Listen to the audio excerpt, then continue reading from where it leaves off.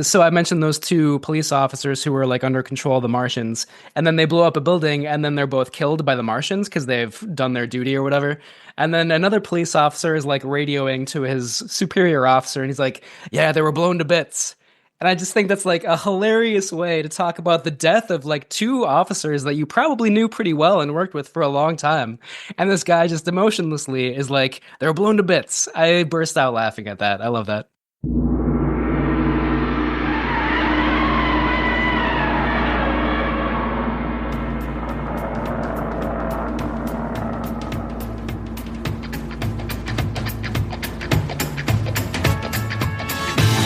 Hello, everybody, and welcome to Camp Kaiju Monster Movie Podcast. We are your hosts, Vincent Hanna And Matt Levine. and we're talking about all of our favorite monster movies, the good, the bad, and the downright campy, and asking if they stand the test of time. Traditional kaiju, creature features, space invaders, the supernatural, and everything in between. All strange beasts welcome here. Camp Kaiju is sponsored by Zach Linder and the Zach Pack, powered by Coldwell Banker Realty, your source for real estate, home rehab, fixing and flipping for investor clients and residential buyers. Reach out to the Zach Pack today for real estate services. Follow the Zach Pack on social media and contact the Zach Pack for investment opportunities. Link in the show notes.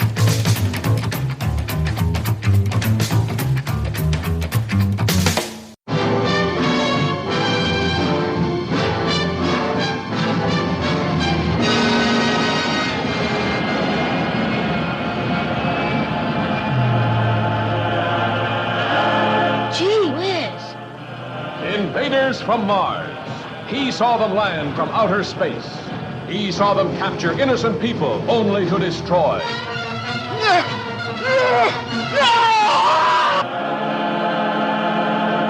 Father turned against son.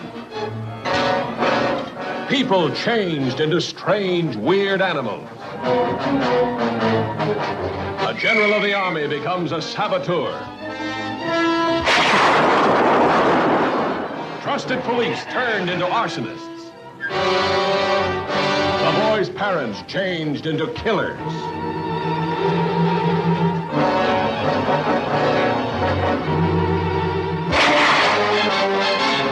But nobody's getting anywhere out there. Nobody can locate anything. Anybody. The Martians. We've got to stop them. Invaders from Mars, capturing humans at will for their own sinister purposes, turning them into diabolical instruments of destruction.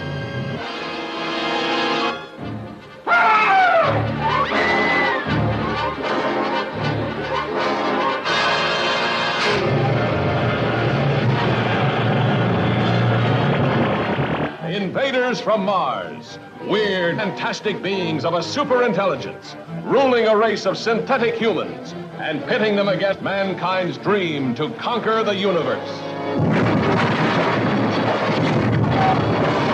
Come on, step on it. Search every tunnel. We gotta find Ronaldo and the kid. When the colonel gives a signal, get back here on the double.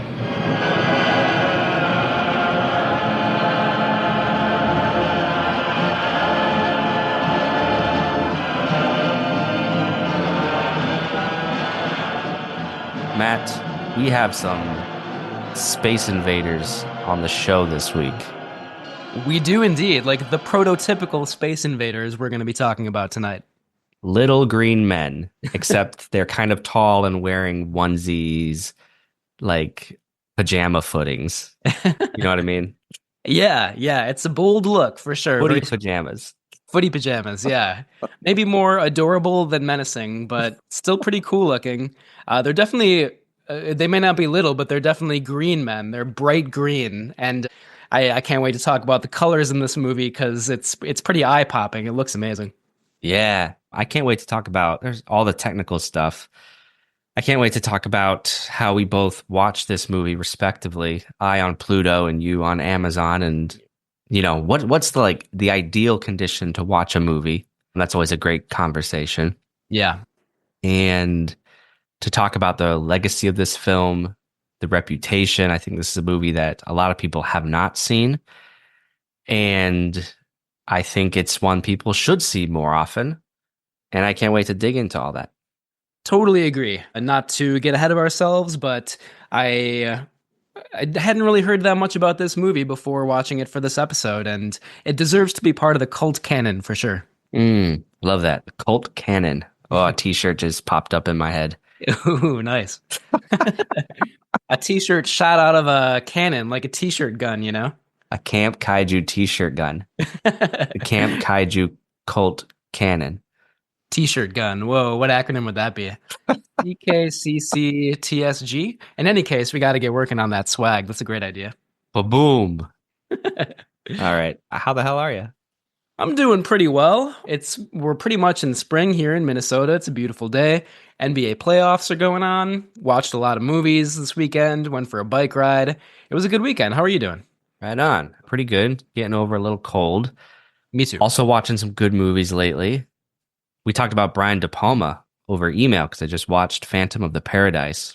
Yeah. It's my new obsession. Talk about cult canon. That movie is phenomenally bonkers.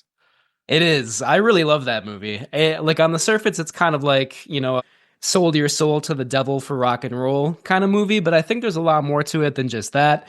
I think it's kind of about like how precarious the world of entertainment is, the risks of kind of like duplicating yourself and your voice and like your identity, through like mechanical means or whatever. There's a lot of, I think De Palma's really great at making movies that are like really fun and stylish on the surface, but have some like pretty dense ideas underneath them. And that movie's a great example of that. Yeah. There's just so much to chew on with that film. So listeners, get on it. Phantom of the Paradise. You will not regret that decision. Indeed. Great soundtrack too. Oh yeah. Well, folks, thank you for hanging out. Please rate and review wherever you listen. Spotify, Apple, that's another podcasting app. So I've heard. You can also send us listener comments at campkaiju@gmail.com or our Instagram page at camp_kaiju_podcast. Or if you'd like to be a featured voice on the show, go ahead and do it. Leave a voicemail at 612-470-2612 and tell us about your favorite monster movies and memories. Go ahead and check out our website, campkaijupodcast.com. Subscribe to that, and you will get more reviews and special content. You can check out our merch store. No t-shirt cannons yet, but we have a guy working on it, and that is campkaiju.threadless.com. Of course, the best place to go is patreon.com/campkaiju. Become a patron for as little as $5 a month. You're going to get discounts on that merchandise. Folks, I'm not kidding when I tell you, I send our patrons merchandise whenever I can because fortunately, and we're very thankful, we have money in the bank because of our patrons. So that money goes towards production value and merchandise. Patrons, if you're listening, be on the lookout for a little treat that I'm sending you all in the mail in May. It will relate to our trivia event on May 5th with Naomi. Matt, you want to talk about that a little bit? Yeah, for sure. So Naomi, who has appeared on the podcast several times, she does trivia every month at Indeed Brewing in Minneapolis, the first Monday of each month. She very kindly invited me and Vincent to join her on May 5th. So that's at 8 p.m., I believe. Is that right? On Monday, May 5th? I think Or it's 7. Yeah, maybe I'm I not should. sure. Yeah, it's one of those two, but yeah, we'll verify that. But there will be some great monster movie questions, some non-monster movie questions, image round, video round. It's going to be a lot of fun. Yes, and if you are a patron and you happen to be in Minneapolis, if you stop by, you get a free drink on us, alcoholic or non. If you're not a patron, you have until 7 or 8 o'clock that night to become a patron, and we'll give you a free drink voucher. So even if you show up, you're like, oh, I don't know if I should be a patron, go ahead and do it. Yeah, just do it. Just listen to the peer pressure. Yeah, we're the angel and devil on your shoulders telling you to do it, Vincent and I. All right, so that's going to be a lot of fun. Here's something fun. So for all of you who would like to send us a voicemail, but maybe you want a little more guidance on what to talk about, totally hear you. Well, Matt, guess what movie is celebrating its 50th anniversary this year? Monster movie, 3 tons on him, 25 feet. Oh, it's got to be Bruce the shark from Jaws. Yeah, Jaws. So I don't know. I just had this idea of if we get enough listener voicemails just talking to us about Jaws, like, why do you love this movie? What's your favorite thing about this movie? I could string those together into like a whole episode. Yeah, because that is your favorite monster movie, right? It's my favorite movie of all Oh, time. wow. I don't think I knew that. That's cool. Oh yeah. That's a good choice. For favorite Steven Spielberg monster movie, it's between that and Jurassic Park for me. Close battle. Yeah, yeah. Jurassic Park for sure. But I don't know. Jaws has always had my heart. Classic, yeah. A very Yeah, formative experience for, especially for people our age. Like I'm a little bit older than you are, but older millennials. Like Jaws is a very formative text for sure. for sure. So listeners, please leave a voicemail telling us about Jaws in your life, how Jaws has impacted you for the better. We'd love to hear from you. Indeed. All right. Well, this month in monster movie history, of course, this being May, there's some fun movies from the annals of May, from the annals of May. What do we have here? Any Well, if we're talking about the anals or the annals of May, I think those are going to be two very different things. I'm just kidding. That was a bad, that was a bad joke. Sorry, that's very juvenile, very immature. Anyway, you can go first. Sorry, I didn't mean to jump over you there. No, that's okay. I think so. I have like a real pick and then a fun pick. My fun pick is of some movie called Attack of the Flesh Devouring Space Worms from Outer Space from 1998. I think there's like nothing on this movie on the internet except that it has a title. So I'm very curious if it was just like a student film, but either way, wonderful title. But I'm going to shout out Gamera Super Monster from 1980. This is like the fifth, maybe, and last film in the Showa era Gamera series. It's 90 minutes of spliced footage from the previous installments, loosely wrapped around some child nonsense. And it's so bad, but like because it's made up from other movies, it's just like a greatest hits. And you're like, oh, well, this isn't terrible. It's just extremely cheap and lazy. It sounds kind of charming in a way. It is. I like the first Gamera movie from the Showa era. I think that might be the only Gamera movie that I've seen. You've We seen watched. Gauss. Oh, and Gamera versus Gauss. That one is great. Yeah. Well, I like those two, so I feel like I would like at least parts of Gamera Super Monster. Yeah. I'll mention a couple as well. The first one I'll mention is Horror of Dracula from 1958, a Hammer horror picture. To be honest, I don't love all of the Hammer horror movies. Some of them, on the subject of being kind of cheap and quick and lazy, I think some of the Hammer horror movies like fit that bill. Some of them seem a little bit like rushed into production, but Horror of Dracula is a classic of that studio. Christopher Lee is fantastic as Dracula. Really like artificial sets, great colorful cinematography. So that movie's a lot of fun, very campy. The other one that I'll mention is Dog Soldiers from 2002, a really great werewolf movie. I feel like I've maybe talked about that in the podcast before because I love that movie very much. I think Neil Marshall directed it, who also made The Descent right around the same time. I think that might have been his follow-up movie. But Dog Soldiers is funny, it's really stylish, it's very scary and gory. Yeah, just a great, great werewolf movie. That's terrific. I admittedly haven't seen it yet, but you have talked about it before and you've definitely piqued my interest. Highly recommended. And, it's kind of set among soldiers in the Scottish army. Maybe it's not Scotland, I can't quite remember, but it is definitely in like a military environment. And I feel like that allows for a good satire of just like alpha dogs in the army and then alpha werewolf dogs, So it's very smart and very fun. Very cool. Yeah. New and upcoming releases. So this was actually last month in April. We had Screamboat released, which is from the folks who did the Winnie the Pooh Blood and Honey movie. But Screamboat is a riff on Steamboat Willie, the Disney animated short, which is now in the public domain. So they scooped up that and made it into a horror movie about a giant killer mouse. Cool. I I heard that Winnie the Pooh movie was pretty bad, which is unfortunate because it's kind of a fun idea. I Yeah. haven't seen it myself yet, though. I did read one review on Screamboat that was positive. Like Okay. there's a lot of love for the Disney Studio catalog, but like there's a lot of inside jokes and Easter eggs. So I don't know. I'm actually surprisingly interested in watching Screamboat. Yeah, I'm intrigued. I would watch that. I didn't even know that came out until just now. There you go. I'm pretty excited to see Sinners. I've heard really good things about that movie, which apparently is a monster movie. Unfortunately, I've kind of read some spoilers, which I would just advise anybody that doesn't know what that movie's about to not really read too much about it because it sounds fun, but I haven't seen it myself yet. Yeah, it's the talk of the town. Yeah. Everyone's going on about it. Yeah, and like seems to be like single-handedly keeping Hollywood box office alive right now. Like it's been a terrible year for Hollywood, but with maybe a couple exceptions. But yeah, Sinners is doing really well. Cool.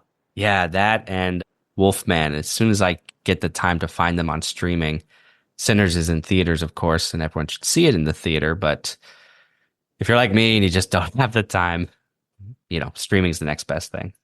Yeah, for sure. Sometimes, for whatever reason, schedules or whatever, it's impossible to see it in the theaters, which I try to as much as I can. That one I'm really dying to see in the theater. It seems like you should see it on that kind of big screen experience.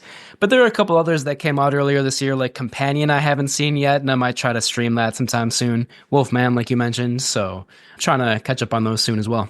Yeah. It's also the communal aspect. Like a Yeah. horror movie, it's so much fun when you watch it with a group of people.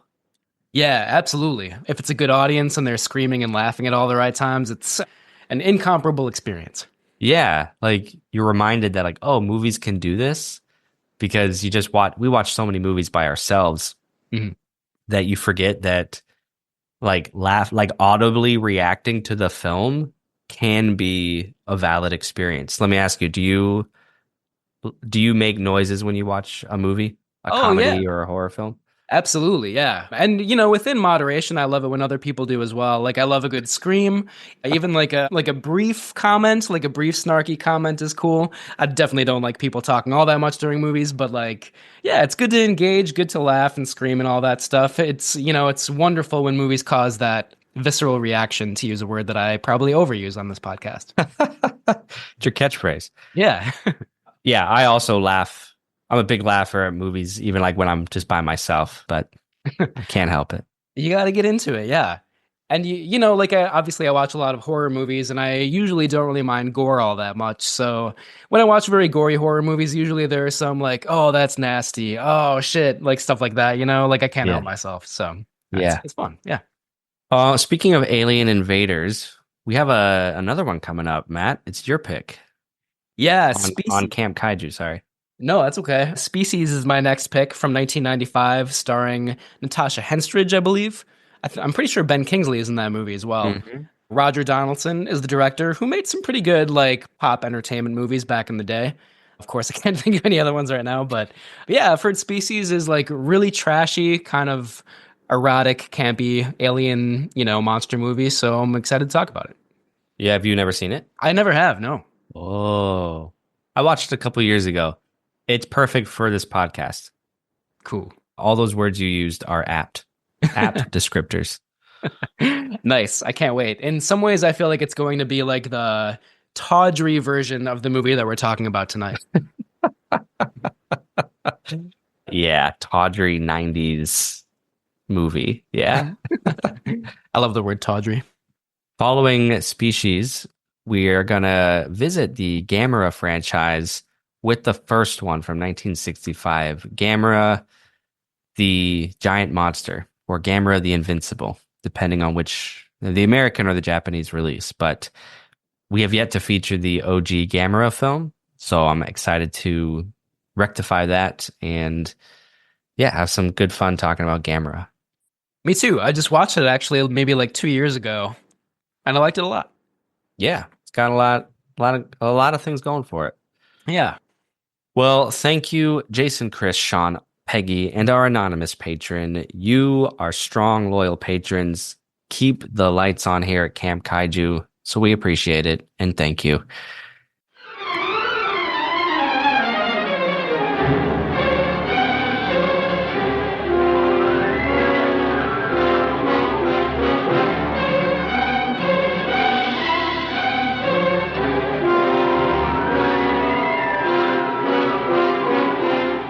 This could be the beginning of the end for the human race.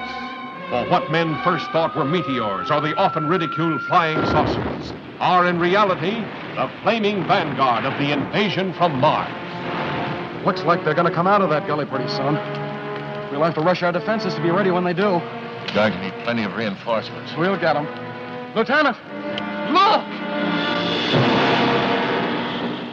They slash across country like scythes, wiping out everything that's trying to get away from them. That explains why communication is cut the moment their machines begin moving. Montreal's blacked out. Nothing more's come through. Same thing that happened on the Pacific coast. Anything from them yet? No, Mr. Secretary, we've had nothing from San Francisco for over 5 hours. The nations of the world mobilize their armed might, rushing to defend the Earth against the unknown weapons of the super race from the Red Planet. Is there nothing that can stop the Martian death machines? Guns, tanks, bombs. They're like toys against them. We know now that we can't beat their machine. We've got to beat them. All over the world, human beings cower before the onslaught of these unearthly enemies, whom no one has ever seen. Panic that sweeps around the globe as the great masses of mankind flee blindly in a headlong stampede of hysteria.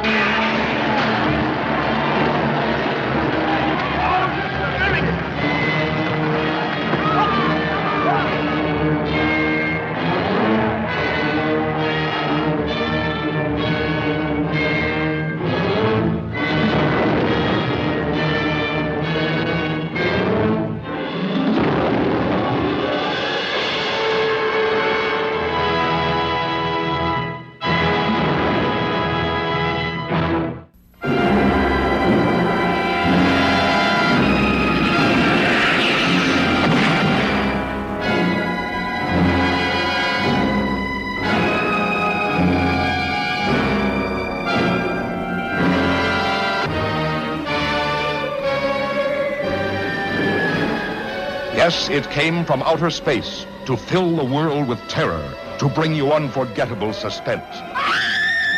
What was it? Where did it come from? Who were the all-powerful creatures it brought from outer space? And what did they want on Earth? You can learn the amazing answer only when you see the most thrilling picture in years. It came from outer space. In the astonishing realism of 3 dimension, with objects coming right out of the screen, so real they almost touch you.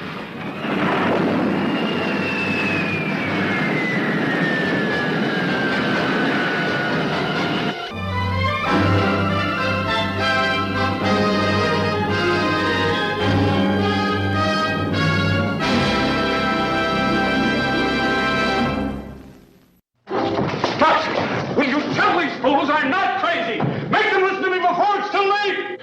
Listen to me. Please listen. If you don't, if you won't, if you fail to understand, then the same incredible terror that's menacing me will strike at you!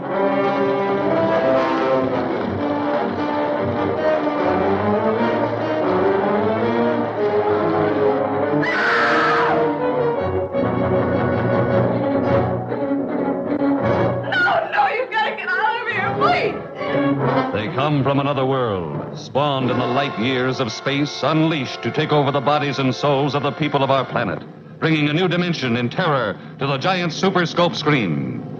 Whatever intelligence or instinct it is that can govern the forming of human flesh and blood out of thin air is fantastically powerful, beyond any comprehension. A cursed, dreadful, malevolent thing was happening to those he loved. This isn't just an ordinary body, is it? I never saw one like it. It looks unused. The sensational star discovery of The View from Pompey's Head. And now an undreamed of horror makes her life and love a vortex of fear. Jack!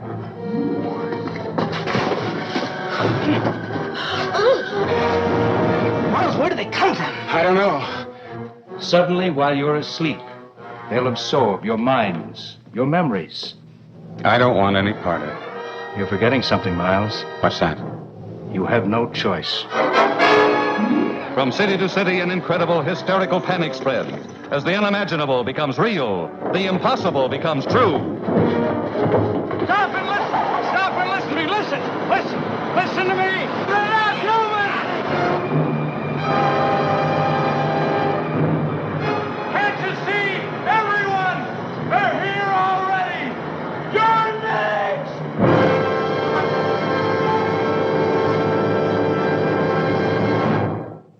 Now, let's turn our attention to Invaders from Mars from 1953, directed by William Cameron Menzies.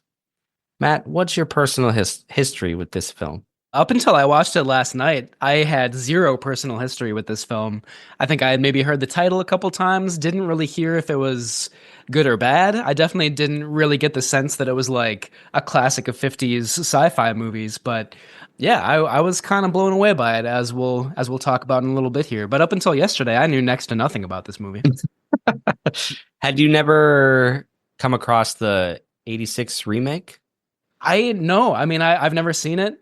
Again, like, I feel like maybe I knew of that title, like I knew of the movie's existence, but I didn't really know anything else about it. It's by Tobe Hooper, right? Directed by? Yeah. Yeah, I first saw this film just a few years ago. I fell in love with it. When I started Camp Kaiju, I knew this was something I wanted to talk about, but it's taken years to do that, which is so wild. But yeah, I thought this was the year to do it and talk about it, and I'm excited to. I'll tell you. So actually, I was first turned on to this movie.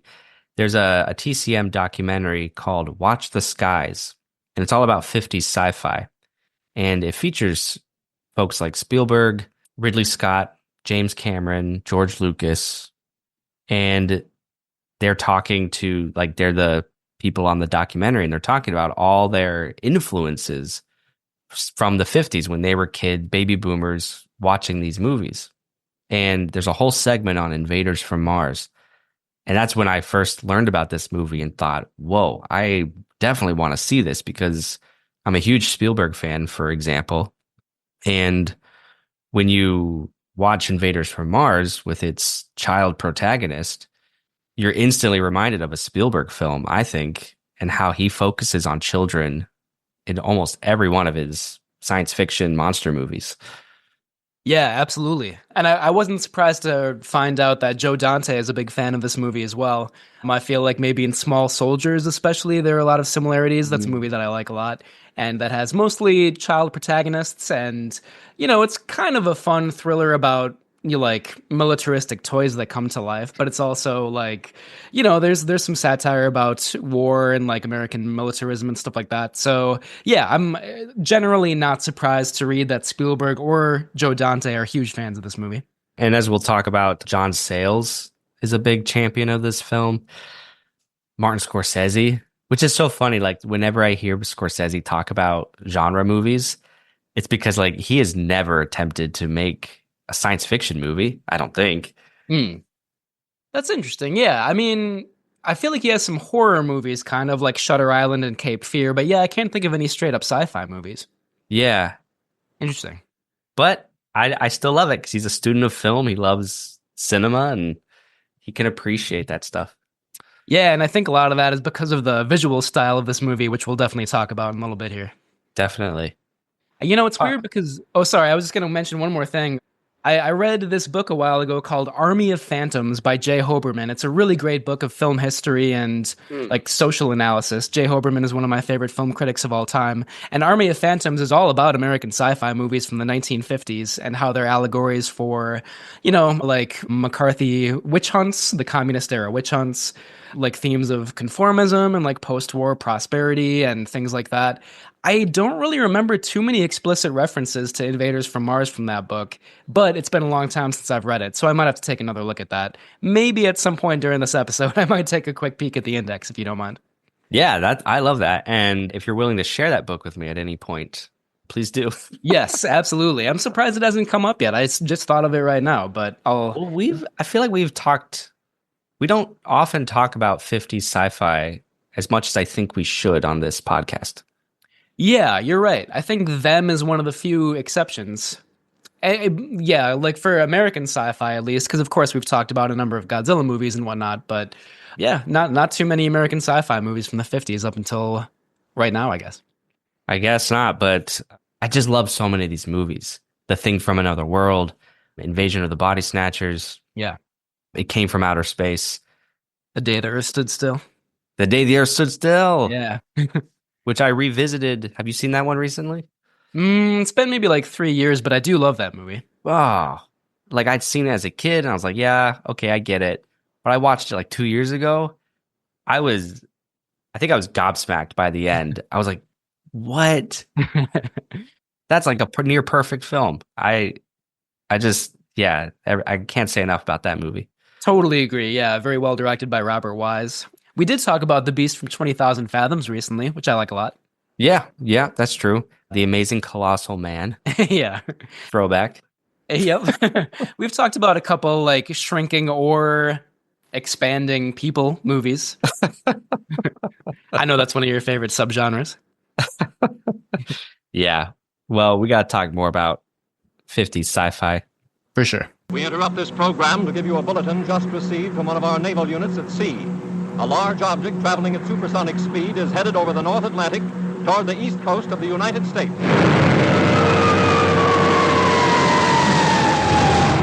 Ladies and gentlemen, this is Drew Pearson. We bring you this special radio television broadcast in order to give you the very latest information on an amazing phenomenon, the arrival of a space ship in Washington. The Army has taken every precaution to meet any emergency which may develop. Just a minute, ladies and gentlemen, I think something is happening.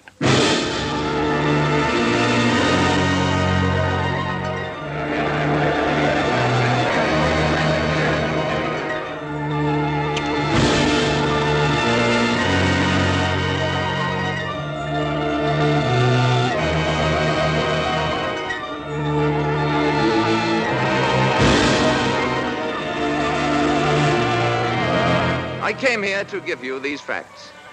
But if you threaten to extend your violence, this earth of yours will be reduced to a burned-out cinder.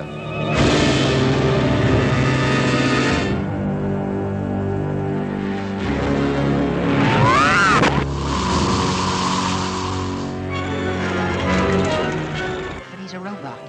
Without you, what could he do? There's no limit to what he could do. He could destroy the Earth.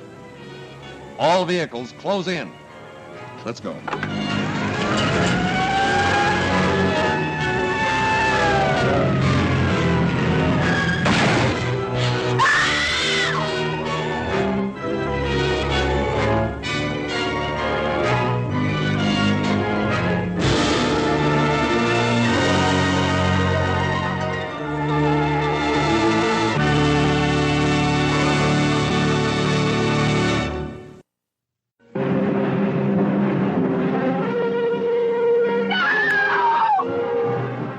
She's a girl who loved a man.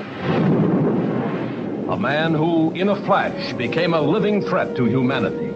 A danger so awe-inspiring that they tried to hide his existence from the world.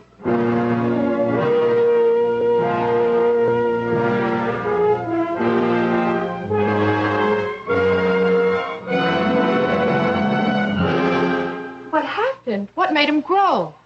Glenn Manning is growing from 8 to 10 feet a day. The moment, he's 18 feet tall. Tomorrow, he'll be 26 feet. The next day, 35, maybe 40. And the next day... But you've got to stop it.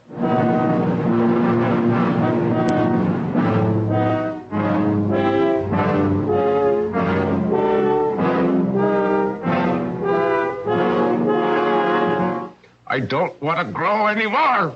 Day and night, scientists search, trying every experiment their brilliant minds can conceive. Finding the expected, the unexpected, and the shocking. For the immeasurable power of this ever-growing mammoth portends a fate that terrifies the universe. Drive it in hard. We have to penetrate the bone in the first ejection. Ready? Look out, he's reaching down. We want to help you to get well. Manning's disappeared, Eric. We can't find him anywhere in the grounds. Police Chief Benson has asked me to tell you to stay in your homes. Stay in your home. A man once loved by a woman, now feared by the whole world. A 60-foot giant in the streets of Las Vegas.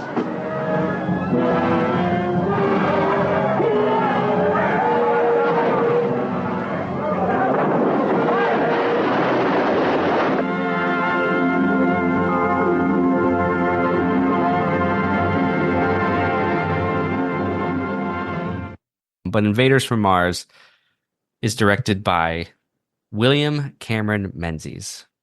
Little did I know, he's one of the most celebrated figures in Hollywood history. Yeah. Did you know anything about him beforehand? Yeah, I maybe didn't realize the full extent of how influential he was, but I knew that he was a great production designer. He was the production designer on Gone with the Wind, for example, on a lot of other like silent movies. He started in the silent era. You actually wrote in the Google Doc for tonight that he won, I think, the first Oscar for Best Art Direction for two different movies, The Dove and The Tempest, or just Tempest without the. So that's pretty impressive. He directed the movie Things to Come from the 1930s, which honestly is a movie I don't love all that much, but there's a lot to like about it for sure. Visually, it's amazing. And yeah, I don't want to steal all the thunder. What are your thoughts about William Cameron Menzies? I mean, I just was like, what? This guy, he won an honorary Oscar for his work on Gone with the Wind, the really famous burning of Atlanta sequence is singled out as like his crown jewel. Totally, yeah. Well, and Gone with the Wind is a fascinating example because that's like, you know, even though Victor Fleming is credited as the only director of that movie, that's not really true. Like in assembly line Hollywood studio fashion, there were numerous directors of that movie.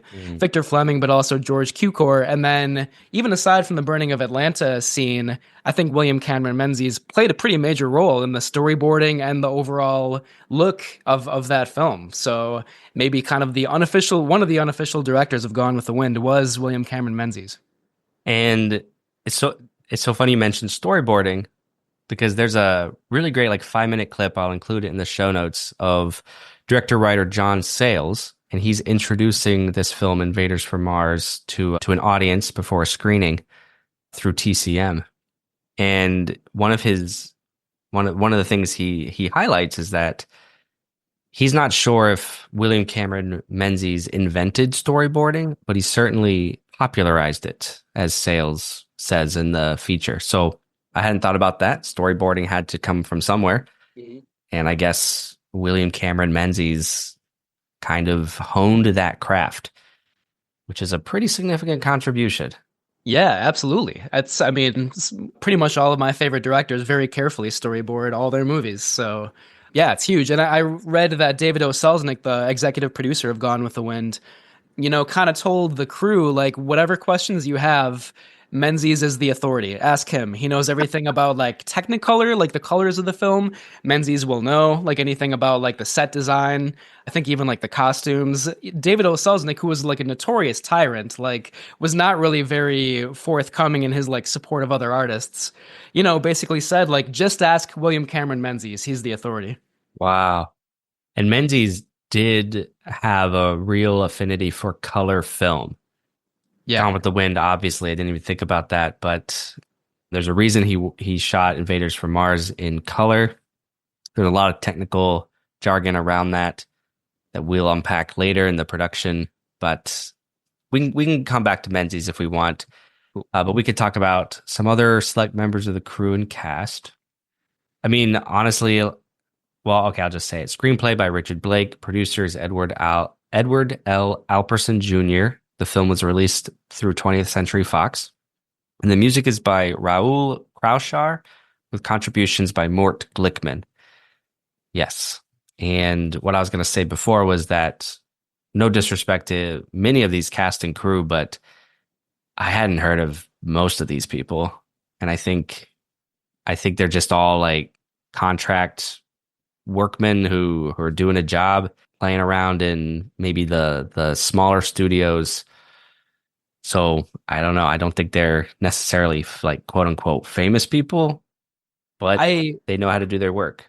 Yeah, absolutely. I do want to shout out the cinematographer though, John Seitz. Yes, thank you. Yeah, does incredible work on this movie, and he was actually a fairly well-known cinematographer. If you can bear with me for 1 second, I'm just looking up some of his most well-known movies because he did a lot of really great films. He did wonderful cinematography for a lot of movies, which I'm trying to find right now. Sorry. Sunset Boulevard, for example, from Oh, yep, 1950. yep. The Big Clock, a very great film noir movie. The Lost Weekend, also by Billy Wilder. Double Indemnity. Several Preston Sturges movies like Hail the Conquering Hero and The Miracle of Morgan's Creek. So John Seitz was, I think overall you're right, but I think John Seitz was a very well-known cinematographer, and he did great work on this movie, certainly in collaboration with William Cameron Menzies. Absolutely. And Menzies himself, obviously, is a legend. But, I don't know what the hell I'm talking about. Maybe Richard Blake, the screenwriter, in some circles is a god. I don't know. One thing about the screenwriters too that I wanted to mention real quick, if you don't mind, even though Richard Blake is credited as the writer, the guy who's credited with the story is John Tucker Battle, who wrote the original treatment for Invaders from Mars. And I read, again, I'm getting ahead of myself a little bit. John Tucker Battle did the original treatment, and then he hated the ending of the finished movie so much that he wanted his name taken off the credits. So that's like the main reason that he's not credited as a screenwriter as well. But at least the early draft, what's his name again? John Tucker Battle was partially responsible for that. Camp Kaiju, where we do our research on the fly. Yeah. What was his name again? John Tucker Battle. Yeah. Kind of proving your point. I had never heard of him before, and I don't think he really did anything else. So, but I think most of the crew did pretty great work on this. And again, credit to Menzies for pulling it all together. Yeah. Do you want to talk about the cast a little bit? Yeah, sure. I mean, to be honest, I don't know a lot about most of the cast in this movie, kind of going along with that theme, but the movie stars Jimmy Hunt as David McLean. He's the child actor in the movie. He didn't really do, I think maybe he starred in a couple other movies as a child, but nothing really all that well known. He did have an extended cameo in, do you know if it's Tobe Hooper or Toby Hooper? I've always wondered that. I think it's Toby Hooper. Okay, I thought so. So Jimmy Hunt, as an adult, has a cameo in Tobe Hooper's 1986 remake of Invaders from Mars, but he has a major role as the main boy in this movie. Arthur Franz stars as Dr. Stuart Kelston, who I'll have a lot to say about in the campy section of this episode. Helena Carter stars as Dr. Patricia Blake. She's really good in this movie, I thought. She has a wonderful look.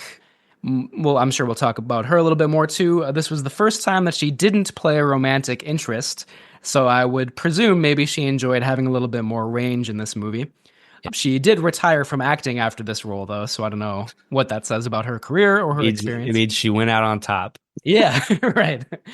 I feel like that might be true just because I didn't really recognize any of the other films that she had starred in, but yeah, she's really good in this.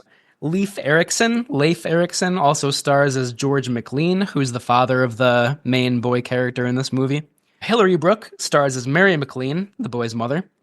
And Todd Carnes has a very brief role as Jim, a gas station attendant, whom you might recognize as Harry from It's a Wonderful Life. Did you recognize him? I could place his face, or I should say I recognized his face, but I couldn't figure out who it was until after I saw the movie. Yeah, it took me a second. I was like, is that Harry Bailey? Decorated Medal of Honor? Harry Bailey? Barbara Billingsley, too, is in this movie, who later played the mom on Leave It to Beaver, I believe. Oh, okay. And she's in Airplane. She's the woman who speaks jive in that movie. I didn't know that. That's great. I have to shout that out.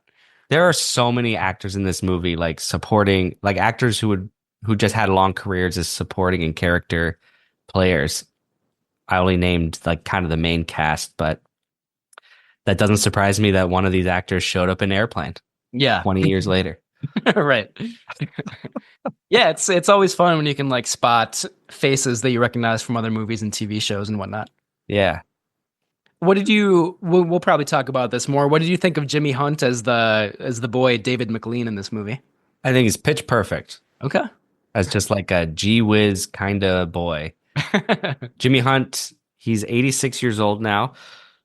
I don't know if he's still active on the convention circuit, but he certainly was for a long time. I'm debating on sending him like an 8x10 still from this movie because I think you can send him fan mail and he would autograph something. Oh, cool. I think you definitely should do that. Should I? I mean, I think so. That sounds fun. That would be fun. Doesn't cost me anything but the postage and the print. Yeah. I'm sure he would like to see that. You know, I did that years ago with actor Rico Browning, who plays. He's one of two actors who plays the creature from the Black Lagoon. So I have Rico Browning's autograph. He's like 92 at the time, and he died 3 weeks later. Wow. Like after I got the autograph. I'm glad you did. That's amazing. Yeah, but like, what if I get Jimmy Hunt's autograph and then he dies 3 weeks later? I mean, if that happens, I feel like maybe you could legitimately wonder if you're like a bad omen. But until then, like, I don't think you have to worry about that too much. Okay. 92 is a ripe old age. Mr. Hunt, if you're out there, you don't have to accept my letter. You've been warned. Yeah. It's got dark all of a sudden. But I'm glad you said like he's the great like gee whiz kind of character, because I was going to bring up how often he says in pure 50s fashion like gee whiz, oh gosh, stuff like that. It's funny.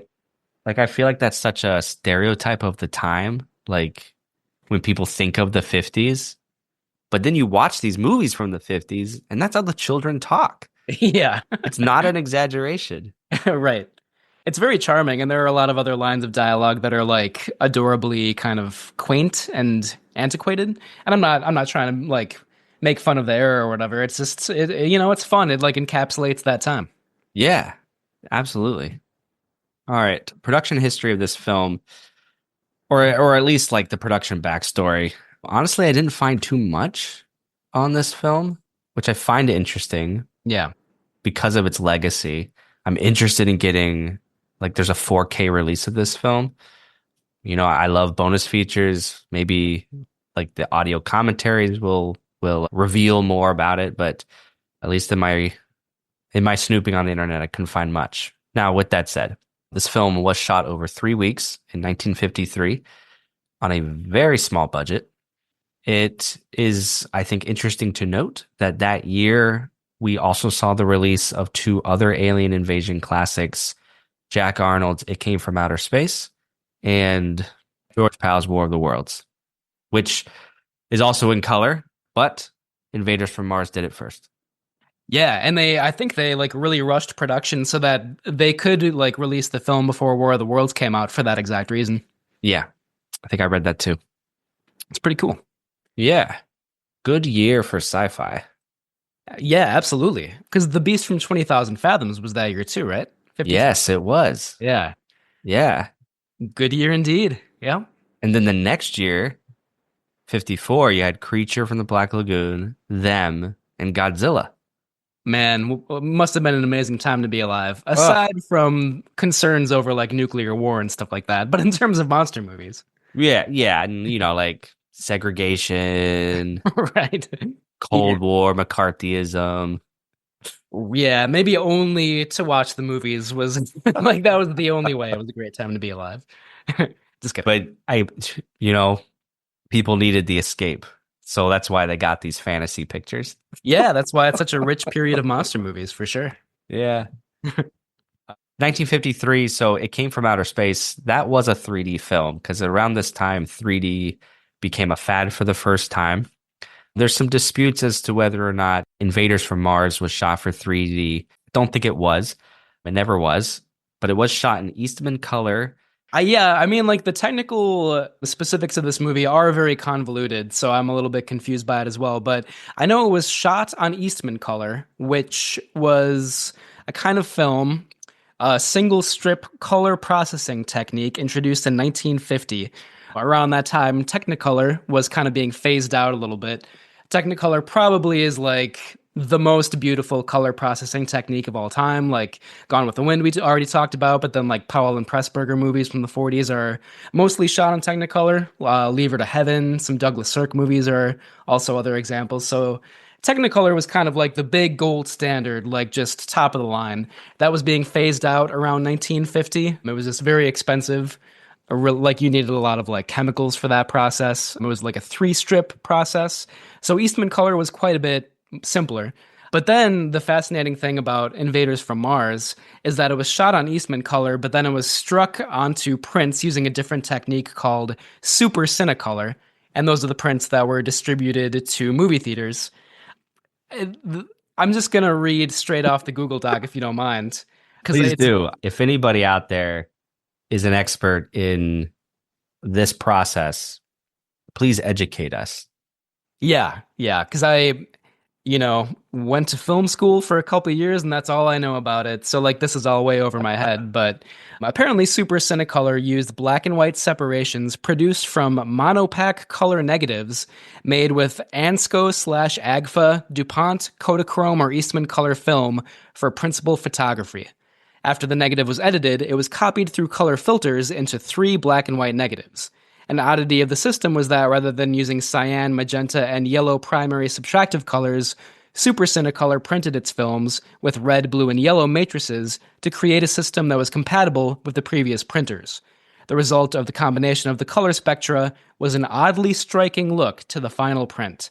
And all I can say is that last sentence is absolutely correct. This is like a gorgeous, colorful, rich, deep movie. Which is why I included it despite not really understanding that process. But the color of this film to me doesn't actually look like the color of any other film I've seen. There's something, I don't know. It's not bad in any way, but it seems off to me. It seems raw. It seems, I don't know. What do you think about the color in this film?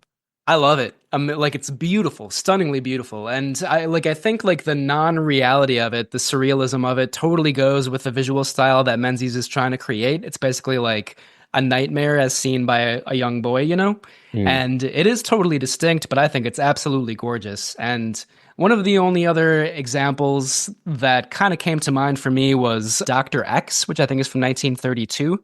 It was shot on like a very early color version of color film that was like, I think 2-strip Technicolor as opposed to 3-strip Technicolor. It just has like a very bizarre look where it seems almost faded, but at the same time, like really bright and saturated color. And that was in the early 30s. And I feel like maybe a lot of people aren't familiar with like early color experiments like that, So that was one of the only other examples I could think of where the color is just so unique and visually astounding.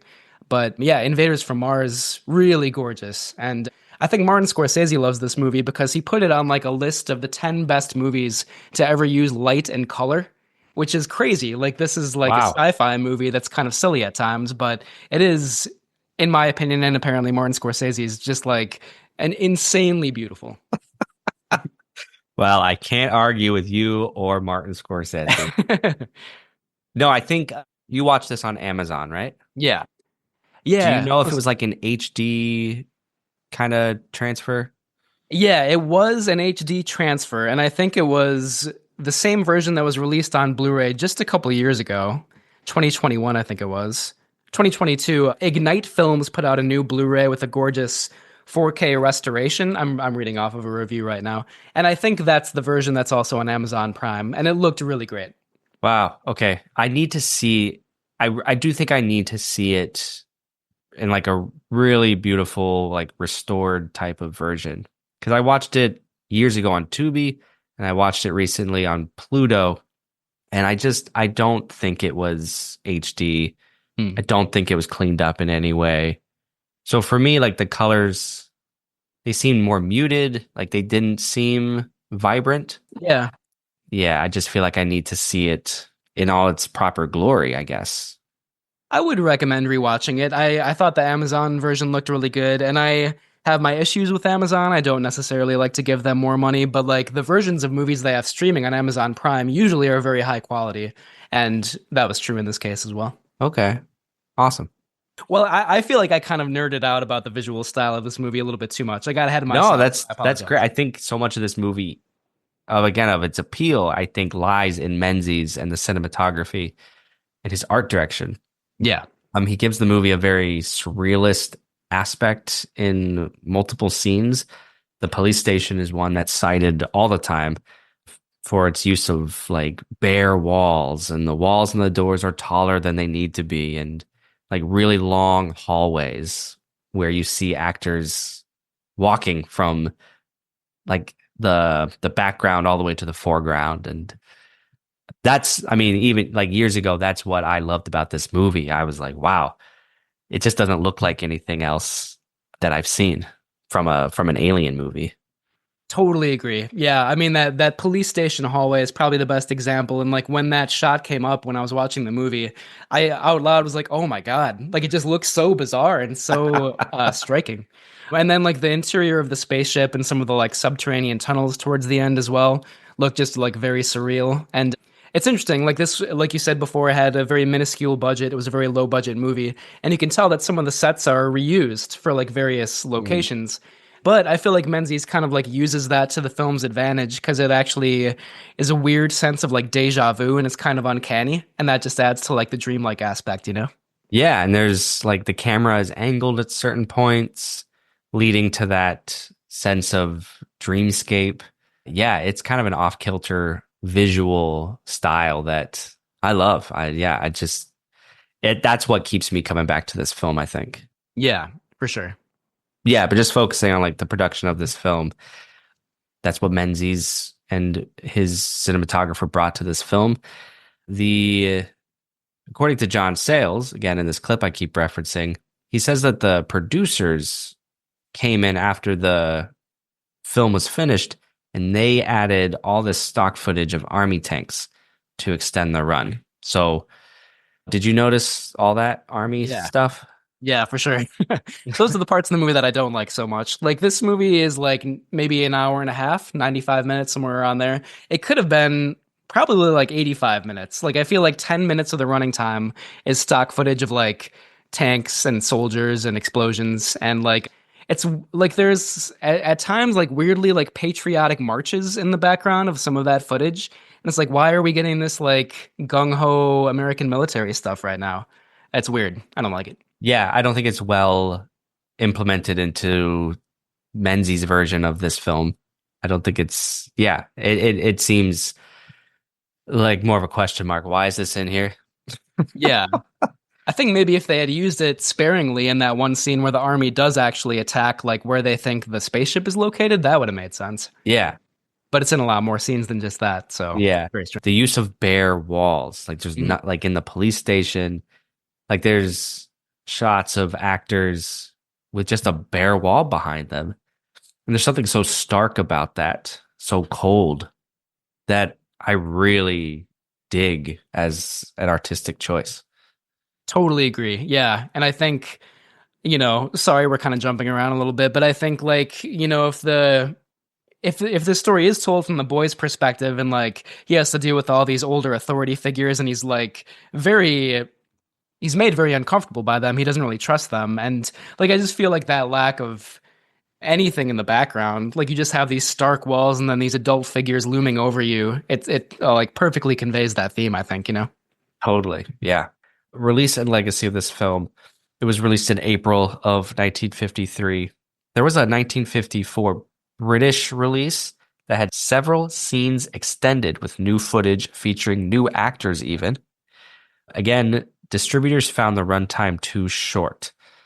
So that's a running theme with this movie, actually.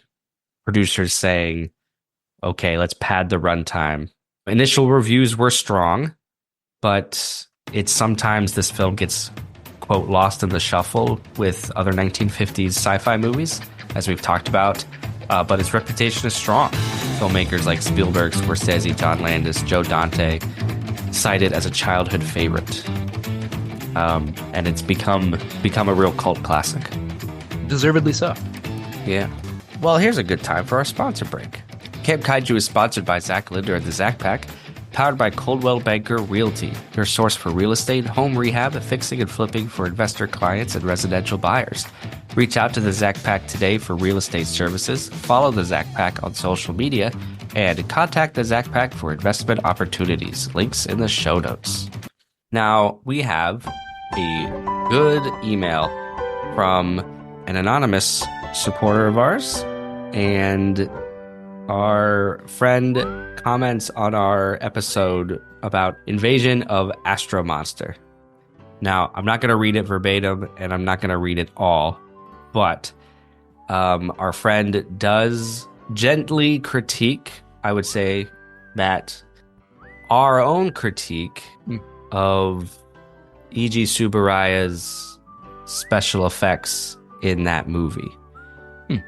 If you recall, in Invasion of Astro Monster, there's like a lot of unrealistic effects of astronauts on the moon and of spaceships and other things.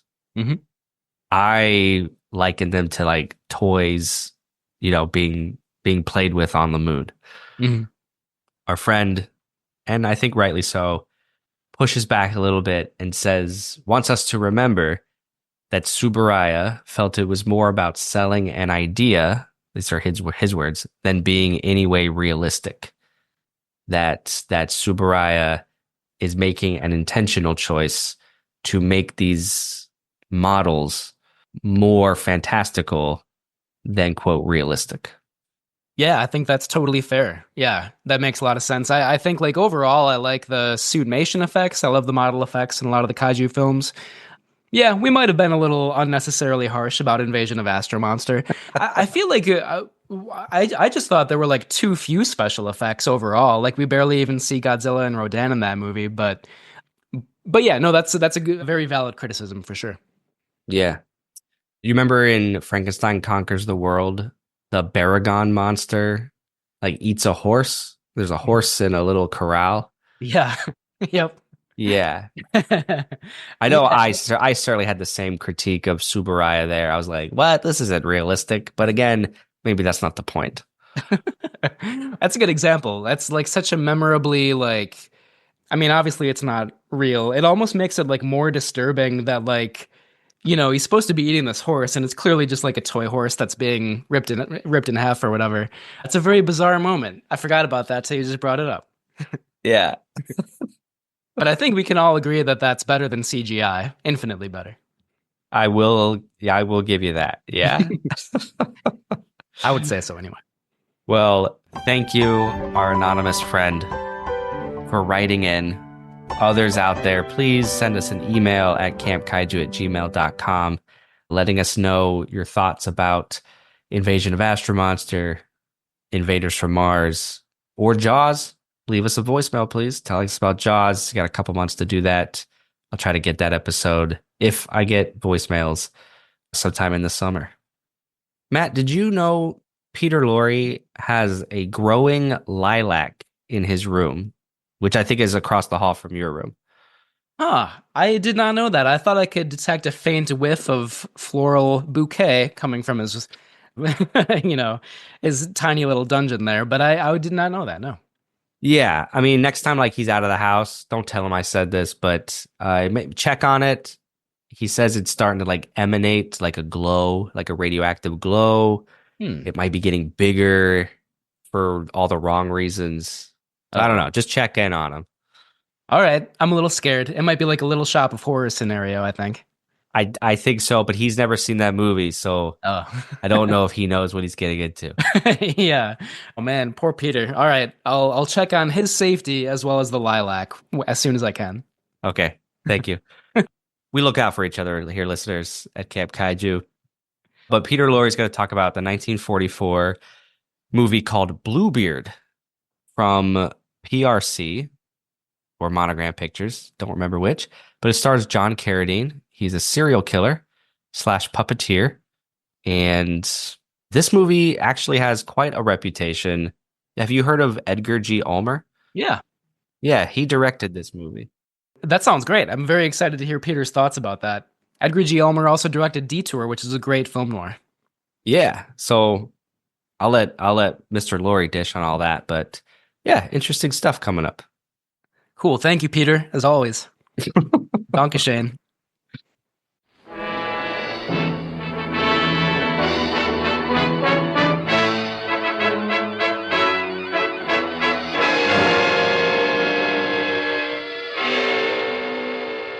Welcome to Poverty Row Studios, on the other side of Hollywood, where the stars were dimmer and the red carpets dripped with blood. Together we will watch the best of the worst.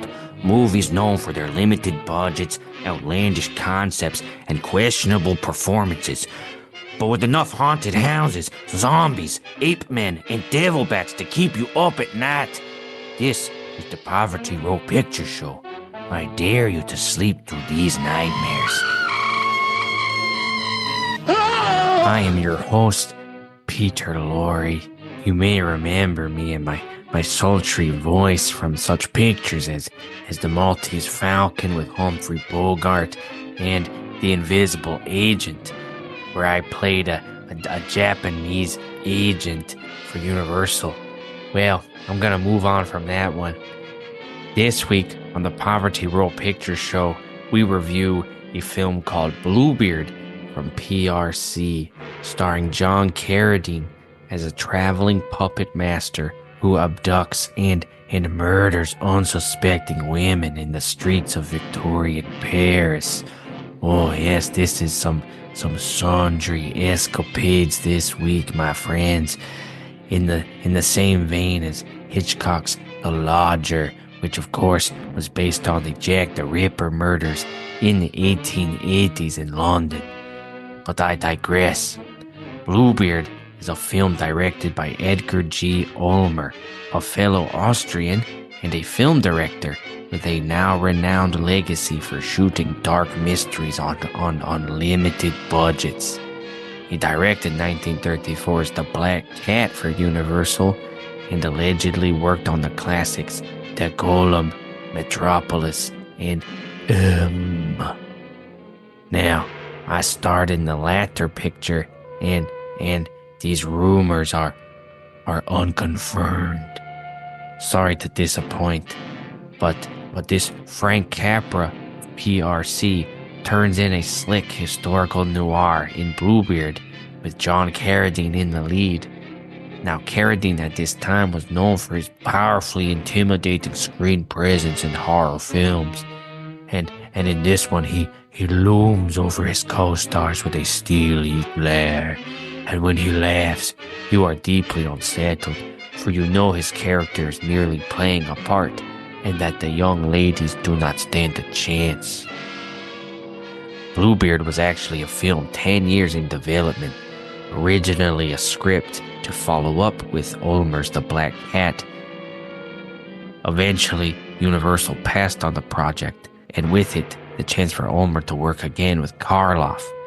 But now, with PRC, this film is as much of an A picture as the studio would ever release, and its reviews were good, and it did prove a money maker. Today it is often considered Ulmer's second best outing, next to Detour, the 1944 film noir classic, which established the director's reputation as an auteur. Now, the most amazing aspect of Bluebeard, and which speaks to Ulmer's talents, is that Ulmer shot the picture in a mere 6 days. Now that is the mark of a master. Next time on the Poverty Row Picture Show, we review a film entitled Black Dragons, starring Bela Lugosi in a sinister movie about Japanese and Nazi mad scientists. No, I do not play one of either of those types of people. I have learned my lesson looking back on some of the roles I have played in my filmography. I'll let you look into those titles at your own risk. Now, if you'll excuse me, I must trim the leaves of my glowing lilacs. They have grown to the size of palm fronds, and I am doing my best to keep these monster plants hidden from Matthew. I fear he would prefer to get rid of them, these plants, from Pierre. They oh, how they baffle me so.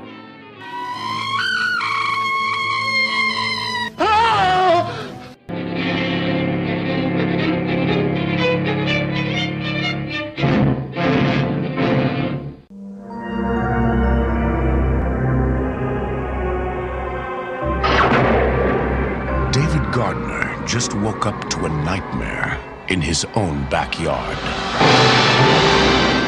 But no one will listen. It landed right back there, right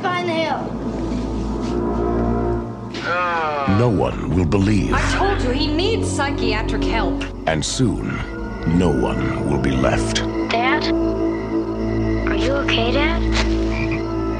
Fine. Because something strange is happening to the people of Willow Creek. Everything's fine now. And David Gardner is about to find out why. David! I'm gonna find my mom and Dad! I'm back here! David Gardner?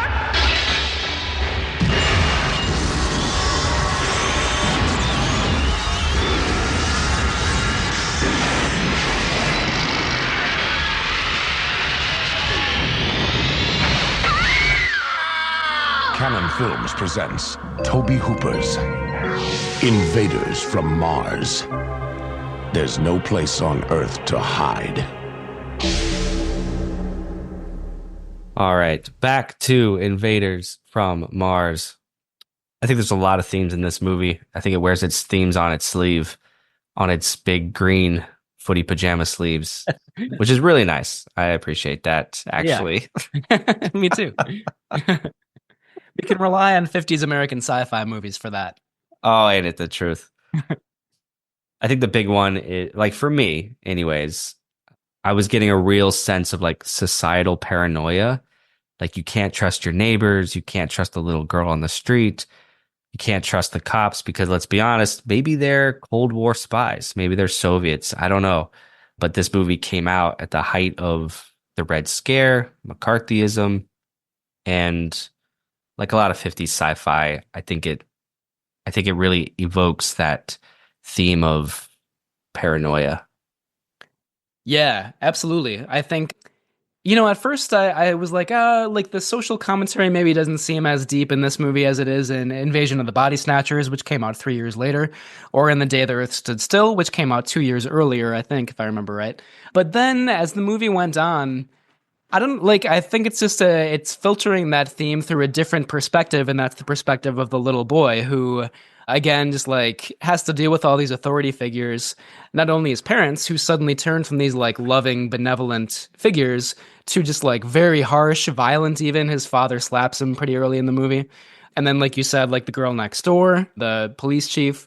Yeah, like I actually grew to really love how like it's a very kind of familiar theme, but it's really filtered through the boy's perspective, and that was kind of unique to me. Yeah. Do you want to talk about anything else?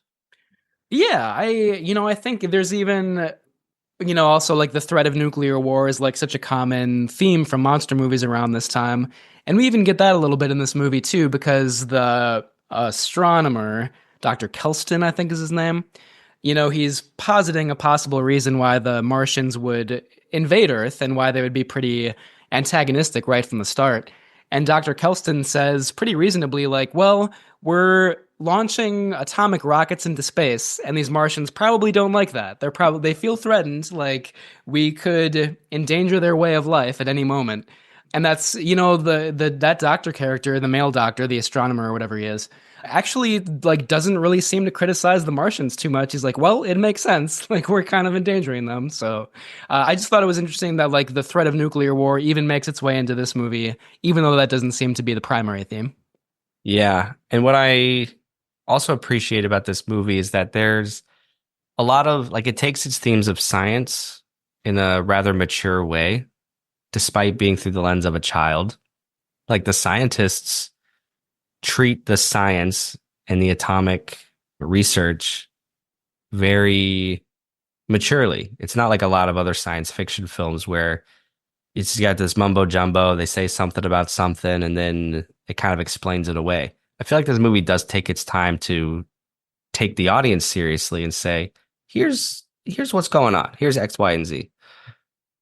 Yeah, I agree. And I think especially with the little controlling devices that are implanted into the bases of people's necks, it actually seems kind of plausible that like, and that's a weird thing to say about this movie, but maybe the Martians would control people that way. And then like once the human characters do what they're forced to do, then like the Martians kill them. They like make the little like transmitters erupt in their brain basically, which is very violent. And honestly, like, I read like some of the reviews when the movie came out were like, oh, this is going to be really scary for kids. And at first I thought that was kind of ridiculous because nowadays it doesn't really seem all that scary. But there is some like kind of violent, brutal stuff like that in the movie. I know.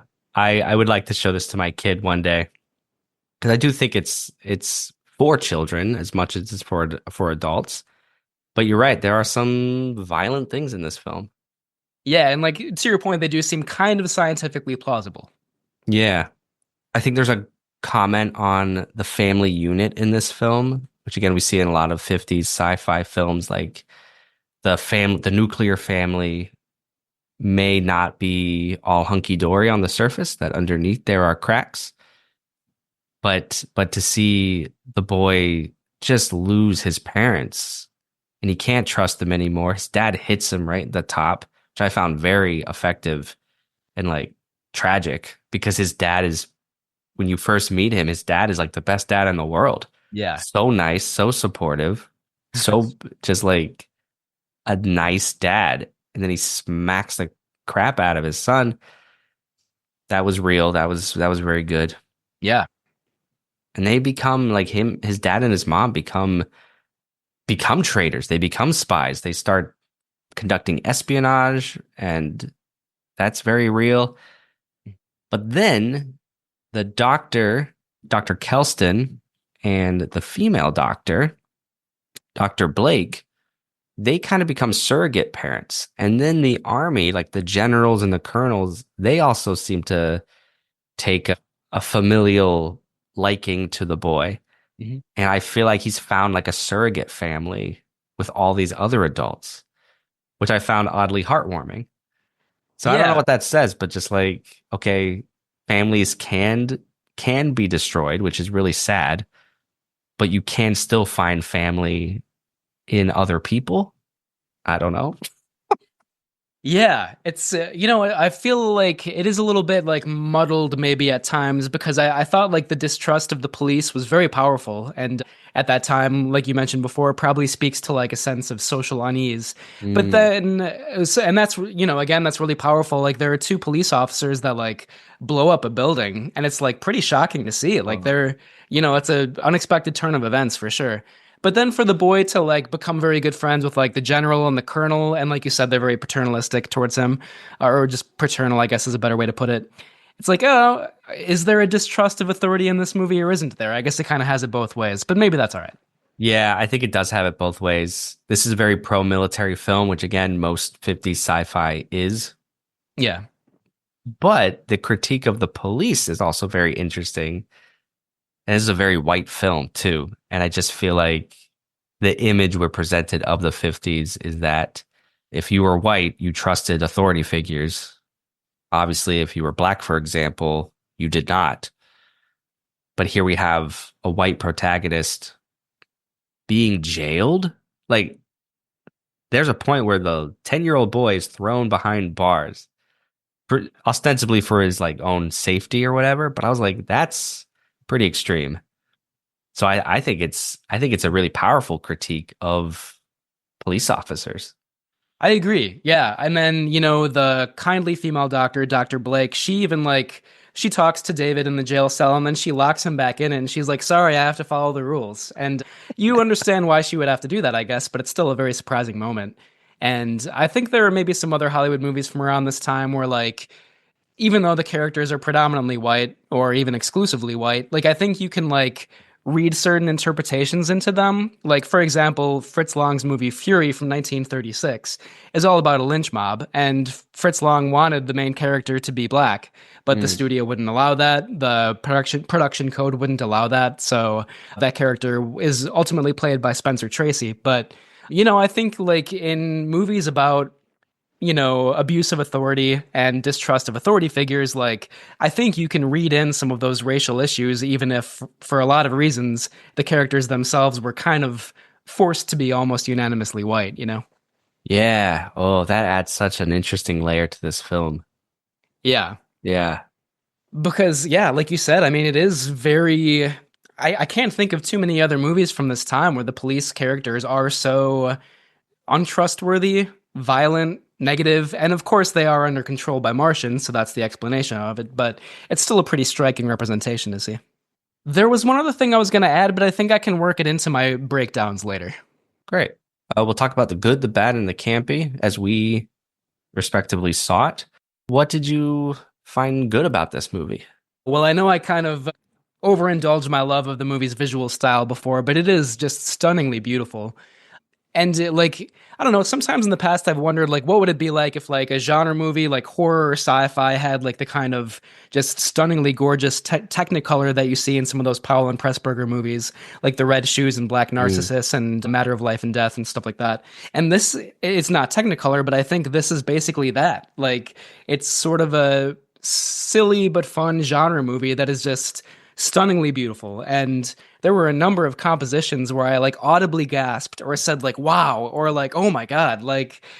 It's, and again, credit to Menzies and also John Seitz and the set designers and everybody else involved, but the compositions, the sets, the colors, it's just a feast for the eyes. It looks amazing. I love that. I love the score, the music in this film. It is so eerie and unsettling. It's like a sting every time somebody disappears into the sand pit. Big cosmic horror type vibes, Color Out of Space. I could see this living in that world too. Yeah. And I just found that really captivating. The little girl, when she's mind controlled, very creepy, very effective. Yeah. The other things I've mentioned, the stark minimalism of the set. But yeah, I love the music. I love it's this brand of horror that it digs into. Yeah, it's formally, it's just really amazing movie. And I'm always especially impressed if a very low budget movie is able to achieve that, because, they didn't have the best resources to work with, but still they put so much care and precision into the style of the movie. I'm honestly surprised it was shot in color at all. Yeah. Considering the budget. And maybe that's why we don't really recognize a lot of the cast and crew, because all the budget went to the film, basically, the literal celluloid color film strip or whatever, because yeah, I feel that's where most of the budget went, and then maybe the cast was mostly unknowns, but money well spent, I would say. Yeah, cool, man. What doesn't work for you in this movie? Well, we already talked about the military stock footage a little bit, so I won't focus on that right now. But I really don't like the ending of this movie. And there will be a couple spoilers here, so I'm sorry about that. But it gets pretty close to the "was it all a dream" ending, and it's a little bit more complex in this case, because you think it was all a dream, but then the boy looks out the window and he sees another spaceship crash land, so it seemingly is starting all over again. And I was kind of just why? What is the point of that? I feel they just didn't know how to end it. But this is, so I do want to shout out a really great review of this movie that I read online. I didn't really find too many reviews online, unfortunately. Maybe that speaks to just how undervalued this movie is. But there is a really good review from Sci-Fist, Sci-Fi ST. I don't know how you pronounce the website. I hope it's Sci-Fist, because that's kind of a funny name. But this review is by somebody named Jan Voss, Jannewass. So I apologize if I'm pronouncing that incorrectly. But anyway, this critic says this is a very Freudian movie. It is the boy's dream, basically. And his dream of his terror that his parents will betray him, will turn on him, and even his sexual awakening with the Dr. Blake character, who's very pretty and is the first adult figure to actually trust him and take his side, and some other Freudian stuff that comes up. The review goes into some depth about that, and it's a really fascinating reading. And I read that review and I was all right, well, I guess I kind of understand the "it was all a dream" scenario, but it still feels kind of a cop-out ending to me. Yeah, that's interesting. I could see that take or that lens of the film. I think that just speaks to the type of movie it is. You can read this movie any way you want. Yeah. Sexual awakening or not. And I think the surreal sets that look very unrealistic kind of add to that a little bit too, Yeah.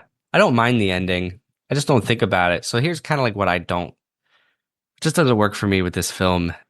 In addition to, well, it's all the the tank montages It's like the last half hour of this movie.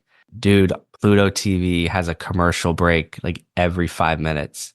And it just totally killed like the viewing experience of this film. Yeah. So that last half hour was a long half hour, tank montages, and then like running through tunnels. And it was such a struggle for me. That's understandable. How do you feel about the design of the Martians themselves? I think they look too cheap. Yeah. I love like the tentacled head in the orb. Yeah. But like the humanoid Martians, I mean, I am making fun of their costumes because I'm kind of like, that's the best you could do. Like, I'm all for like going simple. Mhm. You don't have to give me like 6 arms and, a one eye type thing. Yeah. But like, I don't know. It looks like a better choice could have been made with their costuming. Yes, for sure. Yeah, I mean, you're right. It looks like they're wearing green footy pajamas and they're supposed to they're supposed to be really tall, but then they like lumber through these tunnels and they look honestly just kind of like klutzy and awkward. Yeah. So not very scary. And like, we really only see them in the last 20 minutes, half hour of the movie. And like, that should be the most intense, scary part of the movie. But even aside from the commercial breaks, I feel like that is when it kind of starts to slow down a little bit. And you know what it is? I think it's the casting of those actors in the Martian costumes because they look like uncles who just like left the bar and then went into this movie. Like they have beer bellies. Like you say, lumbering. You're right. They lumber. And I'm like, you should give me someone who looks physically superior. Maybe they've got a lot of muscles. Maybe they look like they could kick my butt. Yeah. And not just like they're going to fall asleep on me. That's very well said. Yeah. They are not menacing at all. And that's why it's kind of interesting to read just about all the kids that were frightened by this movie and like the critics who were like, oh, this is a really scary movie.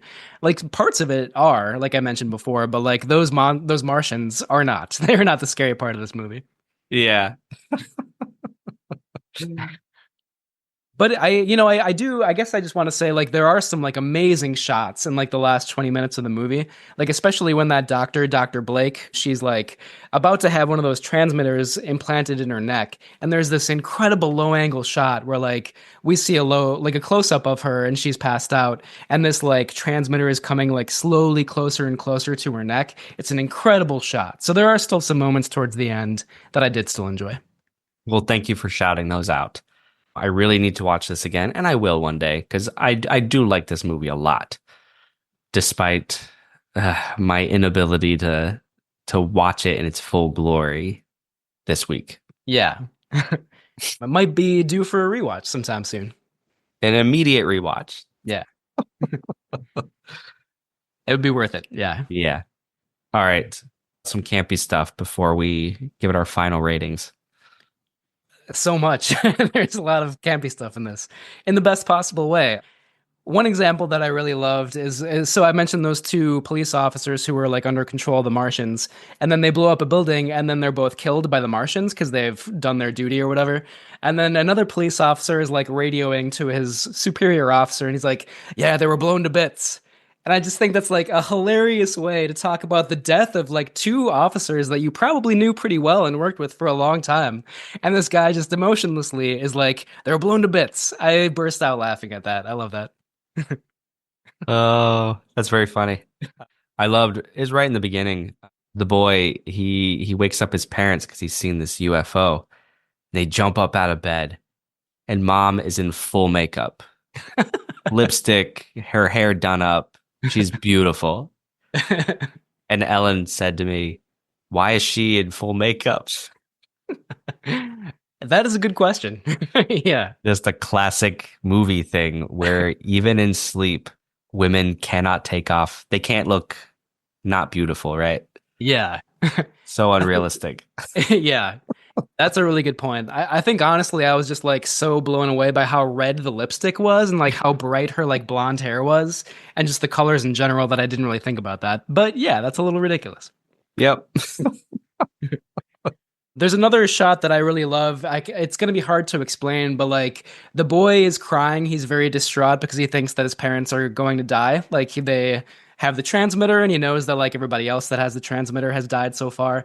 So the boy is like, he's crying. He's very distraught. And Dr. Blake, the female doctor, is like hugging him and trying to console him. And the man, Dr. Kelston, is just like smoking a pipe right behind them and like eyeing them very coldly. And just the look on his face, he's just puffing away on this pipe as this boy is crying right in front of him. Is very, very funny to me. Remember the mom of the little girl, the creepy little girl? Her house is set on fire. Like the girl sets her own house on fire. Mhm. There's like a petroleum tank in the basement. And mom is like, we keep that in the shed. And the guy was like, well, that's what's happening. That's what's burning.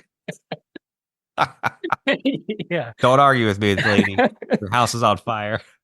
Oh, Who cares? Yeah. I laughed at that part too. Yeah. Just the way he says that, like, well, there's a petroleum tank there. I don't know what to tell you. You're right. It's strange that it's not in the garage. What should we do now? It must not be the one from your shed because, yeah, like clearly that's where you keep your petroleum, in the shed at all times. Yeah. Yeah, that was a really funny moment. There are also a lot of good catchphrases, like we mentioned "gee whiz" before, but there's another part where another police officer, I can't even really remember exactly what happened, but he's responding to something crazy that happened, and he's like, "Suffering cats," and I thought that was a cool, cool catchphrase. I remember that. Yeah. Use that. Oh, yeah. There's a lot in this movie, but it still manages to take itself seriously too, which I Yeah, appreciate. totally. It's it can't be in the best way. This is why we love movies like this. I want to mention one more shot before we move on. Mom and dad, dad has just tried to assassinate the scientist with the rifle and he misses. And you see him, this is one of those great shots. He's like in the background of the picture and he runs for like 30 seconds all the way back to his getaway car, which is right in the foreground. And there's no cutting. There's no camera angle other than this one master shot, and you just watch him run for like 30 seconds. Get in the car and speed away. I was like, I love this shot. This is amazing. Totally. Yeah, that's an amazing scene. Like even the lead up to that when we see the scientist working in his laboratory, but we see him from the outside. So like we're looking through this window and we see like mostly this like big white wall with nothing else. There's just this one human figure kind of like small on screen. That shot is amazing too. Like every part of that scene is great. Yeah. All right. Let us give our final ratings of this film. Let's do it. Take us away. As usual, should I run down our different rankings? Please do. All right. Our highest ranking here on Camp Kaiju, it's a timeless classic. It definitely stands the test of time. Second rating, there may be some antiquated moments, but overall it's great. It stands the test of time. Number 3, it may be historically significant or just fun, but it does not stand the test of time. And our lowest ranking, it is not worth revisiting and definitely does not stand the test of time. Okay. Well, I'll let you go first. Okay. So I'm tempted to give this our highest rating, but I think I'm going to have to say there may be some antiquated moments, but overall it's great. It stands the test of time. I mean, again, just visually, it's astonishing. There are some really compelling themes. It's very entertaining. So much to love about this movie. I think the pro-military stuff and that was it all a dream ending prevent me from giving it the highest score here on Camp Kaiju, but this movie absolutely stands the test of time. It should be better known, and it's just a gorgeous, gorgeous movie. That's so cool, man. I'm so happy you liked it. I never know, you bring a favorite movie, you show your friends, you hope they like it as much as you. And in fact, I think you like it more than me, which is really great. That makes me feel good. Cool. I think this movie has antiquated moments, but it does stand the test of time. I think what prevents me from giving this the highest level is the last third of the film. It does seem like it's just full of extra footage to extend that runtime, which is strange to me when a movie is honestly, this movie should just be 60 minutes. Yeah. But then is that, I don't know. I prefer just a tight 60 minutes of this movie, maybe. But at the same time, what we do get that's strong in this movie is like really strong. Menzies' direction, Seitz's cinematography, the themes of the family and distrust in your parents. It's so heartbreaking. I can't wait to show this to my kid. I hope she's not super scared, but maybe she will be. And in that case, this will get a classic rating because I think this movie, I think we've seen too many things, right? Like I want to watch this movie as a 10-year-old, like Spielberg and all those others. And yeah, I bet we would love it more than we can say. Yeah, totally. I think I'm not really very familiar with some of the old sci-fi magazines, like Weird Tales and Astounding Stories and stuff like that, like retro magazines that were very popular in the 50s. But I feel like this movie maybe is the best cinematic version of stories like that, where like you can imagine a 10-year-old boy just like can't wait to like open up that magazine and read the next alien invasion story. Oh, I love that you brought that up because there's a line, I think Mom talks about how her son's reading all those trash sci-fi magazines. Like they directly allude to what you're talking about. Yeah. And I think in that way, this film absolutely taps into what was popular with children at the time. Comic books, horror stuff. Absolutely. Yeah. Yeah. And we kind of talked about this before, but like very cool to imagine Spielberg and Joe Dante and John Landis and John Sayles like as boys loving this movie and going to see it numerous times in the theater. That's great. Yeah. Yeah. Well, on that note, that's a great note to end it all on. Thank you all for listening. Thank you for hanging out. Please rate and review wherever you listen. You can also share this podcast with a friend, subscribe to our website, send us listener comments at campkaiju@gmail.com, on Instagram. Links all in the show notes. If you'd like to be a featured voice on the show, leave a voicemail at 612-470-2612 telling us about your favorite monster movies and memories, what you think about Jaws, what you think about Invaders from Mars. Please check out our website, campkaijupodcast.com, for more information. Camp Kaiju is recorded in Minneapolis, St. Paul, with Media's Mailbox music by Ben Cook-Phelps. Thank you again, friends, and until next time, stay campy. Camp Kaiju is sponsored by Zach Linder and the Zach Pack, powered by Coldwell Banker Realty, your source for real estate, home rehab, fixing and flipping for investor clients and residential buyers. Reach out to the Zach Pack today for real estate services, follow the Zach Pack on social media, and contact the Zach Pack for investment opportunities. Links in the show notes.